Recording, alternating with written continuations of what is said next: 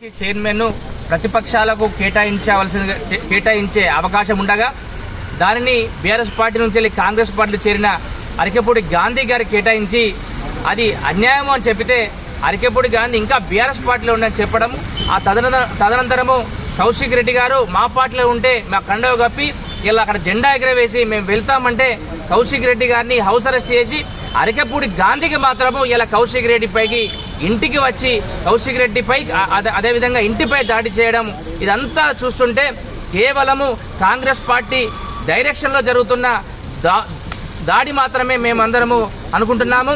ఎందుకంటే నిన్న స్పష్టంగా హైదరాబాద్ లో జరిగిన దాడి గాని, అంతకుముందు సిద్దిపేటలో హరీష్ రావు ఇంటిపై జరిగిన దాడి గాని, అంతేకాకుండా నల్లగొండలో వరద బాధితులను పరామర్శిస్తే వెళ్లే దాడి గాని, ఇవన్నీ చూస్తుంటే ఒక క్రమ పద్ధతిలో కాంగ్రెస్ పార్టీ బీఆర్ఎస్ పార్టీ శ్రేణులపై దాడిగానే కావాలని చేస్తున్న దాడిగానే మేము అనుకుంటున్నాము. ఇక్కడ ముఖ్య విషయం ఏంటంటే దాడి చేసిన సంఘటనను కంప్లైంట్ ఇస్తే కంప్లైంట్ పై వెళ్లిన వారిపై కూడా అర్ధరాత్రి వరకు కూడా ఇలా అక్కడక్కడ తింపి 12:30కు కూడా ఇలా విడుదల చేయడం జరిగింది. ఇవన్నీ చూస్తుంటే కాంగ్రెస్ పార్టీ ఇలా బీఆర్ఎస్ పార్టీని శ్రేణులపై గాని బీఆర్ఎస్ పార్టీ నాయకులపై గాని ఒకటి మా పార్టీకి రండి, లేదు మీపై దాడులు చేస్తామనే విధంగా చూస్తుంది. మీ దాడులకు భయపడేది ఇలా బీఆర్ఎస్ పార్టీ కాదు. ఇలా ఉద్యమాన్ని 14 సంవత్సరాలు కేసీఆర్ గారి నాయకత్వంలో ఇలా అనేక దాడులు అనేక ఉద్యమాలు చేసి ఇలా తెలంగాణ రాష్ట్రాన్ని సాధించుకున్నాము.